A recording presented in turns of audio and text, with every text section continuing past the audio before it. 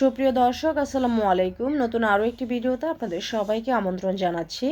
আজকের ভিডিওতে গাজরের হালুয়া রেসিপি শেয়ার করছি। এই হালুয়াটা দেখতে যেমন কালারফুল তেমনি খেতেও কিন্তু বেশ মজার হয়। তো আশা করছি আজকের রেসিপি আপনাদের কাছে ভালো লাগবে। গাজরের হালুয়া তৈরি করার জন্য এখানে 500 গ্রামের মতো গাজরকে ধুয়ে তারপর গ্রেটারের একদম চিকন অংশটা দিয়ে গ্রেট করে নিয়েছি। গাজরগুলো যত মিহি করে গ্রেট করে নেবেন গাজরগুলো সেদ্ধ হতে সময় কম লাগবে।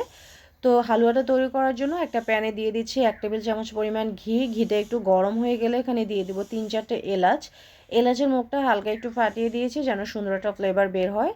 এলাচগুলোকে 30 সেকেন্ড ভেজে নিয়েছি। তারপরে এর সাথে আমি গ্রেট করে রাখা গাজরগুলো দিয়ে দিব।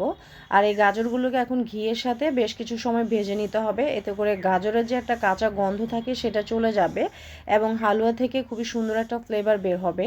তো মোটামুটি 5 থেকে 6 মিনিট একদম লো হিটে আমি গাজরগুলোকে ভেজে নিয়েছি। আর এই পর্যায়ে গাজরের কালারটা কিন্তু চেঞ্জ হয়ে গিয়েছে এবং খুবই সুন্দর একটা ফ্লেভার বের হয়েছে। এখন আমি এখানে দিয়ে দিচ্ছি 1.5 কাপের মতো তরল দুধ। আর এই দুধটাকে আমি আগে থেকে জাল করে ঘন করে রেখেছিলাম। এখন এই দুধটা দিয়ে ভালো করে নেড়েচেড়ে তারপর একটা ঢাকনা দিয়ে ঢেকে দিব গাজরগুলো সেদ্ধ হওয়ার জন্য।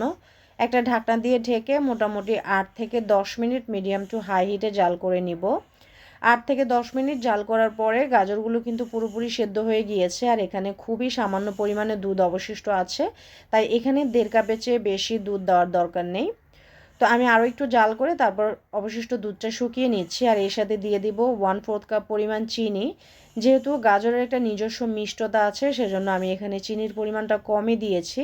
তবে কেউ যদি মিষ্টি বেশি পছন্দ করেন সেক্ষেত্রে চিনির পরিমাণটা বাড়িয়ে দিবেন। আর চিনিটা দেওয়ার কারণে হালকা একটু পানি বের হয়েছে, এটা 2-3 মিনিট জাল করে নিলেই শুকিয়ে যাবে। যখন অবশিষ্ট দুধ এবং পানিটা শুকিয়ে আসবে তখন আমি এখানে অ্যাড করে দিচ্ছি গুঁড়া দুধ। আর আমি এখানে দিয়ে দিব 1/4 কাপ পরিমাণ গুঁড়া দুধ। গুঁড়া দুধটা অবশ্যই দিবেন, এতে করে গাজরের হালুয়ার টেস্টটা অনেক বেশি ভালো আসবে। তো গুঁড়া দুধটা দিয়ে আবারও ভালো করে মিশিয়ে নেড়েচেড়ে নিচ্ছি। আর এই পর্যায়ে যেহেতু হালুয়াটা অনেক বেশি শুকনো হয়ে গিয়েছে তাই এটাকে ঘন ঘন নাড়তে হবে যেন নিচে থেকে লেগে না যায় বা পুড়ে না যায়। আর চুলার আঁচটা একদম মিডিয়াম টু লোতে রেখে দিবেন, তাহলে আর নিচে থেকে লেগে যাবে না। তো এটা যখন একদম একটু ঝরঝরা হয়ে আসবে তখন এখানে দিয়ে দিব কিছু বাদাম কুচি এবং কিশমিশ। আমি এখানে চীনা বাদাম কুচিটাই দিচ্ছি, আপনারা যে কোনো বাদাম কুচি দিতে পারেন। বাদাম এবং কিশমিশটা দিলে হালুয়াটা খেতে ভালো লাগবে। তো বাদাম এবং কিশমিশ দেওয়ার পরে মোটামুটি আরও কিছু সময় নেড়েচেড়ে নিতে হবে যতক্ষণ না পর্যন্ত এটা ঝরঝরে হয়ে প্যানের গা থেকে উঠে আসছে।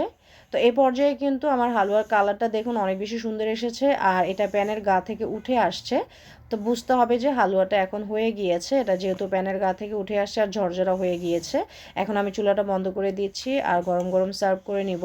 আশা করছি রেসিপি আপনাদের ভালো লেগেছে। ভালো লাগলে লাইক কমেন্ট শেয়ার করবেন। ভালো থাকবেন, সুস্থ থাকবেন।